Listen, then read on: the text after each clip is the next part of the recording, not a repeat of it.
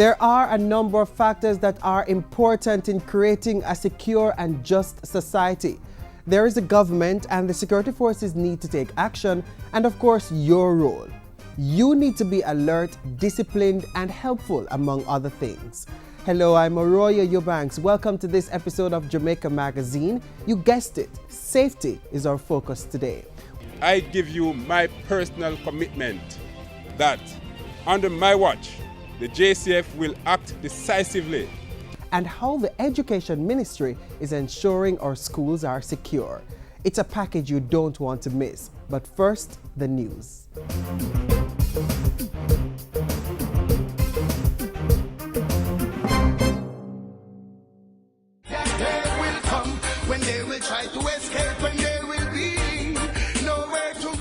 No one is above the law. We encourage all Jamaicans to join the fight against corruption, organized criminality, these nefarious activities that stymies our country's progress. I want to encourage all Jamaicans to call. We have a secure line, 1-800-CORRUPT. Call anytime and we will treat the information received with the highest standard of confidentiality. We need your help. We want to elicit your support. Call 1-800-CORRUPT. That's 1-800-267-7878. Be the change. Report corruption today.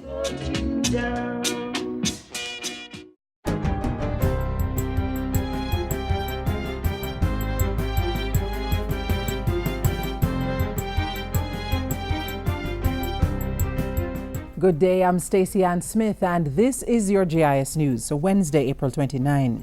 Agriculture Minister Derek Kellier will be meeting with stakeholders to discuss government's proposed cess on imported refined sugar. Since the announcement, strong objection has been raised by the Jamaica Manufacturers Association (JMA) and other members of the private sector. In response, Minister Kellier says government had already been engaging the JMA, asserting that the association had in fact agreed to several aspects of the new regime for the importation of sugar. Still, the minister says he has taken note of the objections to the cess and is open to finding a mutually acceptable and beneficial solution. He insists that government's ultimate goal is to ensure the future of Jamaica's sugarcane industry. 2 food export entities in Western Jamaica are benefiting from grant assistance valued at $2.1 million to improve their facilities. The grants were recently provided by the Ministry of Agriculture to Advanced Farms Martha's Best Papaya in Martha Bray Trelawney and Golden Sun Limited in Glendevon, St. James. They'll be using the funds to install hand-washing stations and concrete flooring for easy cleaning. Agriculture Minister Derek Kellier says the assistance is part of government's plans to help farmers and fresh produce exporters meet requirements under the U.S. Food Safety Modernization Act and other international standards. Over the last 3 years, we have provided over $18 million to export facilities. And with the Jamaica Social Investment Fund, providing some $20 million to farmers for bathroom facilities, pesticide storage areas, and packing sheds. Minister Kellier points out that the country's exporters accounted for over 20 million kilograms of processed foods in 2013, valued at over 7 billion Jamaican dollars. He says those numbers should increase with compliance to international food safety requirements and increased production and productivity. And the Agriculture Ministry will spend over $100 million this fiscal year on a certification program for all agri-parks. This will involve the assessment of farms, training of RADA extension officers and farmers, and the installation of infrastructure such as sanitation and storage facilities. The move is part of structural changes to get the agri-parks to conform to food safety and traceability regulations. It's also to safeguard public health and facilitate the export trade. We are looking at Global Gap certification for several of our agri-parks and pursuing fair trade for farmers in select production zones. For 2015-2016, some $120 million has been allocated to this effort. 9 agri-parks are now in operation, with several others to come on stream. In other news, the human papillomavirus HPV vaccine is to be introduced in Jamaica. Health Minister Dr. Fenton Ferguson made the announcement at Monday's launch of Vaccination Week in the Americas. HPV is a DNA virus that affects the human skin and the moist membranes of the human body. Most HPV infections will cause no physical symptoms, but in some people it results in clinical infections that may cause benign papillomas, such as warts. or some kinds of cancers, including cancer of the cervix and anus. Dr. Ferguson says he will elaborate on government's plans for the vaccine when he speaks in the sectoral debate in Parliament on May 5. Vaccination Week in the Americas runs from April 26 to May 2. The theme is Boost Your Power, Get Vaccinated. The National Water Commission is urging persons to maintain water conservation practices as the long dry season continues. The call comes against the background of reduced water yield from sources in some parts of the country. Figures from the NWC Daily Facilities Report show that water from the Yallas, Negro and Hope Rivers, which supply the Mona Reservoir, has declined significantly over the last 2 weeks. Similarly, the inflows have also gone down from the Wagwater, Morsham and Ginger Rivers, which supply the Hermitage Constant Spring Water Supply System. Some areas of the country have been getting rainfall, and the Meteorological Service has projected normal rainfall for the May rainy season. But the NWC is still urging its customers to practice strict conservation measures. And finally, persons have until tomorrow, April 30, to pay their property tax for the 2015-2016 fiscal year or face a 10% late fee. The payment amount remains the same as last year. Tax Administration Jamaica says property tax payments can be made in half-yearly installments in April and October. Persons may also make quarterly installments in April, July, October and January. Payments can be made at any of the 29 tax offices across the island or via the recently upgraded TAJ Enterprise portal at jamaicatax.gov.jm. TAJ is also reminding that action can be taken against property owners who are in arrears for previous years. And that's it for GIS News today. I'm Stacey Ann Smith. Thank you for watching.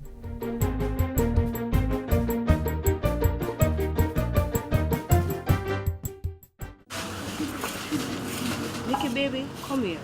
You understand, so I have to send you guy your auntie so you can go to school and turn out better than me.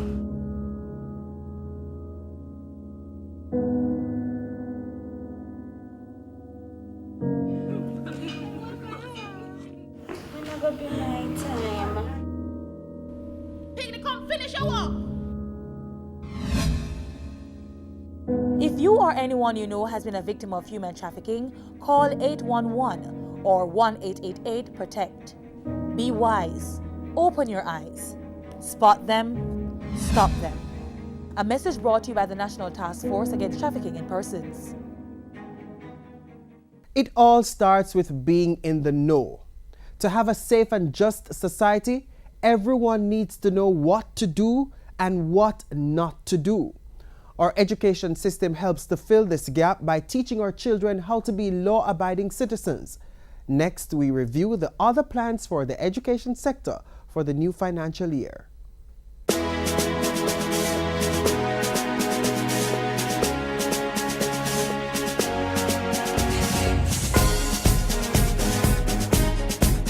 Intensifying efforts to deliver quality education and training to more Jamaicans. That's the goal for the Ministry of Education for the 2015-2016 fiscal year. This year, we report on the transformative initiatives underway and assess how we can intensify their impact. Mr. Speaker, how we are adding value to lives. For the 2015-2016 fiscal year, another 250 inadequate basic schools will be upgraded to infant status, offering more space and better facilities for children 3 to 5 years old. 400 basic schools will also be staffed with fully trained early childhood teachers. The ministry is also committing $2.2 billion to provide breakfast and lunch meals to the youngsters. Our target this year is to spend about 20% of the school feeding budget of nearly $5 billion on locally grown fruits, vegetables, tubers, eggs, and other proteins. And the ministry's wage subsidy for early childhood teachers employed by private or non-government organizations will be increased by 15%. This will be done from the better spending of existing funds. We are keeping our promises to them because they will add value.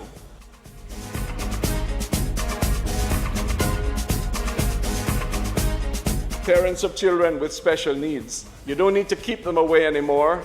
Bring them come to school. They too must have a chance to have value added to their lives. A 2014 assessment called Child Find found that 34% of the students assessed were evaluated to be at borderline level of functioning, while 60% were at extremely low intellectual functioning. To help address those findings, The Education Ministry is establishing a vouch diagnostic facility in Savannah Lamar, Westmoreland this year in partnership with the Rock House Foundation. Meanwhile, diagnostic centers will soon be opened at the Sam Sharp Teachers College in St. James and Church Teachers College in Manchester.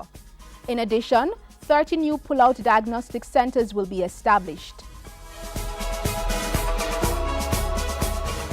It was announced recently that Jamaica had moved up 41 places to 87 on the 2014 Global Competitive Index for Primary Education Enrollment. The Education Ministry wants even further improvement. To help make that happen, the removal of schools from the SHIFT program continues with 15 primary schools targeted for the 2015-2016 fiscal year. And through partnerships with Food for the Poor, the Jamaica Social Investment Fund and the Chase Fund, all pit latrines will be replaced by the end of the 2015-2016 school year.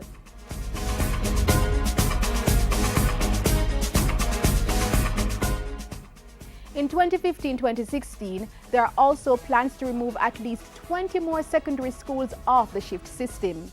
Meanwhile, the Nain and New Forest Junior High schools are targeted for upgrading to high school status. A number of high schools will also benefit from the deployment of 84 math specialists to primary and secondary schools. And 8 new technical subjects will be introduced to 110 targeted high schools in the upcoming academic year. The whole philosophy is to popularize TVET subjects in the high schools to make graduates more marketable for employment when they leave school or when they can go on to higher education. We've put back the E for employment into the Heart Trust NTA. Heart has a new heart. With that new lifeline, the registered apprenticeship program now endorsed by the International Labour Organization is projected to train 2,000 persons to become internationally certified and work ready by the end of the 2015-2016 academic year. Heart Trust NTA is also expecting to train 1,388 persons in call contact operations in 2015-2016. They are in addition to 816 persons who were previously trained to fill jobs at Sutherland Global Services, a company in the business processing operations sector. The training agency has meanwhile begun the installation of 200 incubation workstations at Sutherland Global's Gardentown Road facility to accommodate 1,500 employees in the BPO sector in the fiscal year. I want to tell all investors, local and foreign, that once we know their needs for the Jamaican education system will train the finest quality employees for their enterprises, quality in appropriate skills and work attitudes. 15,000 unattached youth are to be trained annually under a new Heart Trust NTA initiative. The program consists of 3 components. Apprenticeship for participants with CSEC qualifications, full skill training for participants without CSEC but who have passed the Heart entrance test, and a third component is literacy, attitudinal and skill upgrading for participants who have no qualifications. As a means of expanding educational opportunities to all, the Council of Community Colleges of Jamaica will introduce the online delivery of some courses starting this September. And the Education Ministry has established a payment scheme with the University of the West Indies to make it significantly easier for students to pay their tuition fees. The University of the West Indies is giving time to students and their families to find the money, even to the morning of the examination, even when the students haven't paid and take the examination. Yes, and they hold the results until they can pay. And I'm asking the University of Technology to rope in on that. Yes. Yes? No more of paying money and then being asked to sit out for a year. That's not good enough. More is on the agenda for the education sector. The ministry has completed consultations on the Jamaica Teaching Council Bill and the revision of the Code of Regulations, which will be brought to Parliament during this legislative year. A series of readers entitled The Heroes of Jamaica will be introduced to students in September 2015 to add to the teachings of Garvey in the current civics curriculum. And after government's passage of Ganja reform laws, the Education and Justice Ministries are partnering on a public education initiative to make it clear that students should not be smoking marijuana. We have to state very clearly from this House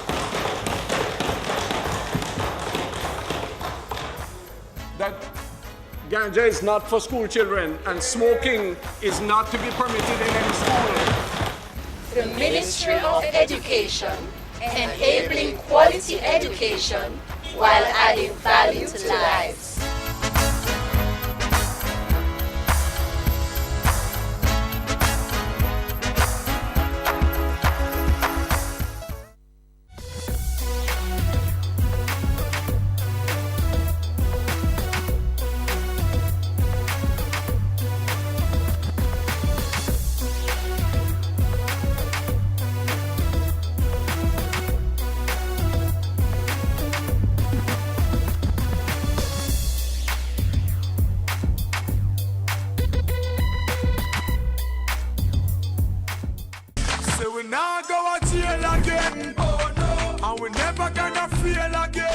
The possession of small quantities of ganja is still against the law, but as of April 15, 2015, it is decriminalized. Possession of 2 ounces or 0.057 kilograms or less will become a non-arrestable, ticketable infraction. That means you can't be held by the police or end up with a criminal record, but you will be given a $500 ticket. The police may also recommend counseling for minors or adults they believe to be hooked on the drug. The ticket must be paid at any tax office within 30 days. If you miss the deadline, the Petty Session Court can order community service or a fine of $2,000. But be clear, possession of more than 2 ounces of ganja is still a criminal offense that comes with a fine or a prison sentence. There are exceptions, however. The rules against possession of ganja do not apply to Rastafarians who use it as a religious sacrament and persons with a prescription for medical or therapeutic purposes. Ganja can also be used in scientific research. Be in the know. Get the facts on the Dangerous Drugs Amendment Act. Ignorance of the law is no excuse. So we now go to jail again. Oh no, and we never gonna feel again.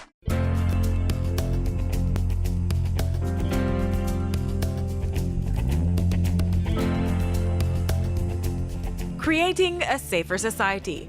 Government through the Jamaica Constabulary Force continues to press towards this goal. And with the increased use of technology, intelligence, and greater community involvement, the JCF has been seeing successes in its fight against violent crime. Another main area of focus is the fight against corruption. And by all indications, the police seem determined to tackle this issue across all areas of national life.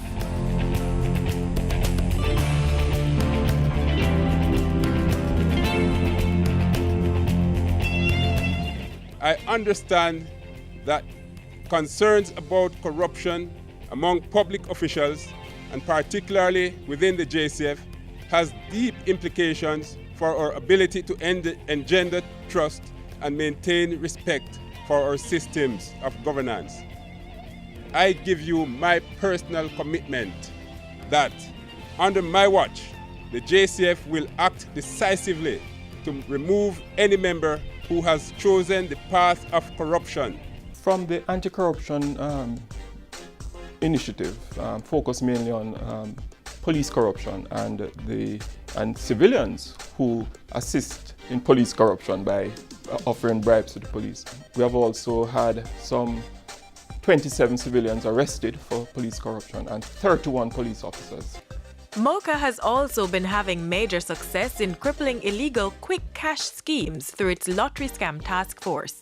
Some 600 persons have been arrested for breaches of the Lottery Scam Act since the law became effective in 2013. All I can promise is that we are going to be committed, we are going to be focused at the task at hand, we are going to be going at the individuals who are involved in these nefarious activities without fear or favor, and no one is above the law.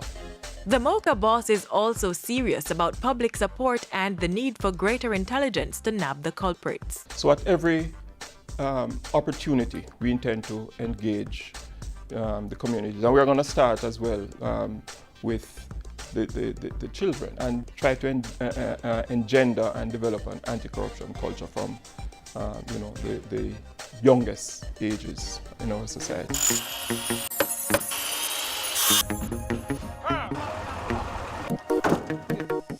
And while the police and MOCA turn up the heat on criminals, another branch of the security forces is actively working in communities to build relationships and develop the people, part of government's overall crime prevention measures. In addition to its role of providing operational support for the JCF, the Jamaica Defense Force has a long track record of social intervention projects. That work continued in 2014 with the JDF's Summer Work Program, a community outreach program, and a major input in the Citizen Security and Justice Program (CSJP). During the summer, more than 40 National Youth Service participants were engaged by the JDF. This year we had persons working in communications and info systems. We have them working in culinary field, light office and clerical work. We had some persons working in the medical field as well. So it's very broad, and it helps to give that person not just a few extra dollars in their pocket, but also an idea of what a career in this particular field is like. The JDF has also been involved in the upgrading of schools, community centers, homework centers, and churches. One of the main ways the JDF is engaging communities is through the CSJP. All the interns participate in both classes, and also they're actively engaged on the work sites, so they get work experience out of that. They will learn skills in welding, electrical engineering, general construction, plumbing, you name it. And at the end of the 6-month period, they then go back to their communities, not only with some life skills and some real technical abilities, but they also leave with the sort of work ethic that we value here in the JDF. Once they've completed the program, all participants get valuable letters of recommendation, which they can use as they seek employment. Since the start of the program, 3 participants have applied and were accepted into the ranks of the JDF. The Army also hired some of the CSJP participants to work on project sites. Take Mark Knott, for example.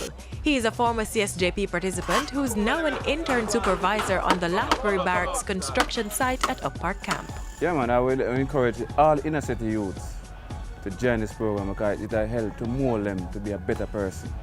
You understand? Especially with discipline, make themselves more marketable, you know, that they can get a job whenever time they please.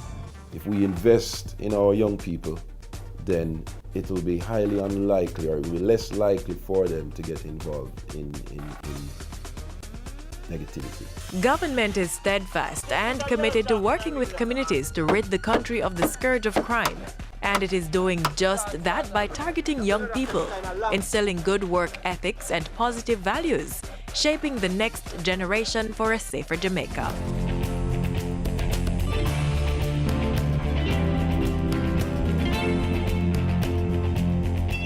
Hi, we are the Bashibas crew, and you're watching Jamaica Magazine. Mama said to hear me life is to get an education, but it's not easy to have dedication. So you won't be a cruff in life and don't be a stress to the nation. If we have a healthy population, it means that the government can spend less on health and channel more funds to address the nation's security and justice concerns. And this is one of the ways we can all play a part, by remaining in the best of health at all times. Petrojam, through their annual health fairs, provide residents with just that opportunity, with no cost attached.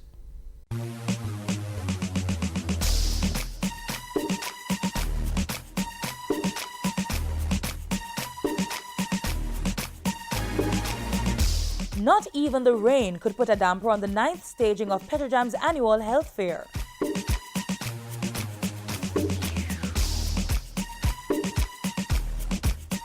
The event was held recently at the Oil Refinery's Marcus Garvey Drive premises and attracted residents from Greenwich Town, Tivoli Gardens, and other neighboring communities. It's our flagship program, very important to us. The community in which we are situated, very important to us. Even though there is rain falling, a lot of people, you can see the amount of people that are here. It's important to them. Jennifer Palmer is among the many patrons who come to the health fair year after year. She highlights the valuable and convenient service that the health fair continues to provide. Me can't afford Dr. Bill. And Dr. Bill right now too expensive, so me appreciate this. Ms. Palmer continues to make good use of the offerings. Well, you see, the reason I'm coming back here is because I'm getting help here. When I just started to come here, I was so sick. High blood pressure, sugar, high cholesterol, swelling. And I come here and I get a lots of medication and it really, really, really helps.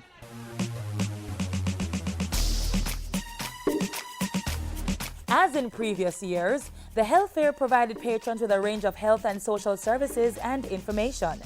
Residents did pap smears, medical examinations, diabetes testing, blood pressure screening, echocardiograms, path registration and birth certificate applications, all in one location and free of cost.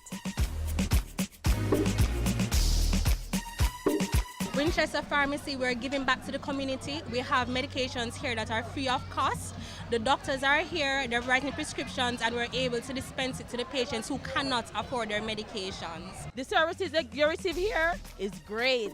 It really makes a difference because they can't afford it. And this is our way of saying, here's something we can do for you. And they've been very, very grateful. Residents also could not afford to be ignorant about the chikungunya virus, CHIKV, and Ebola. Petrojam ensured that they were made aware of the diseases, symptoms, cause, and prevention. How much egg can one mosquito lay in? No, you don't hear the question. In their lifetime. 1,000. 200. All right. 1,000. 1,000. Petrojam went a bit further this year and ran sessions to demonstrate how setting aside money for savings and life insurance can contribute to their financial well-being. The engine that keeps Petrojam's health fair going year after year is a dedicated team of sponsors and volunteers. This is my third year being a volunteer here. I originally came for community service because my mom is a worker of Petrojam, but I kept coming back because I really liked how Petrojam came together to actually help out the surrounding communities. I like the feeling that it gives me at the end of the day. That's why I keep coming back. All the sponsors came out, community members came out, and the services that we wanted to give to the community, they are participating. Next year I must come back, it's a good thing. Must always keep it up, every 3 months. The Petrojam Health Fair, fueling life for surrounding communities.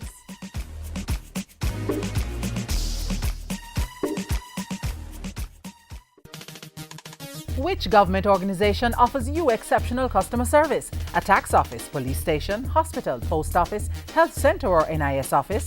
Vote for your favorite public sector organization in the Public Sector Customer Service Competition. Call toll-free 1-888-991-2752. Visit cabinet.gov.jm and follow the instructions. Or drop your entry form at government agencies island-wide. Votes close April 30, 2015. Let your voice be heard.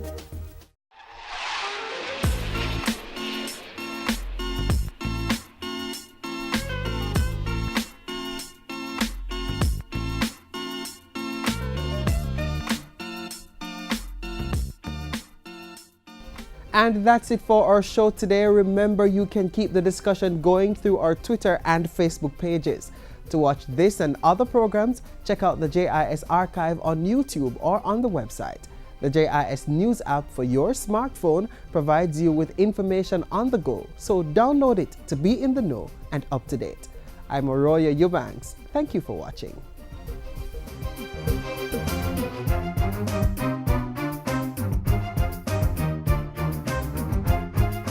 This has been a production of the Jamaica Information Service, the voice of Jamaica.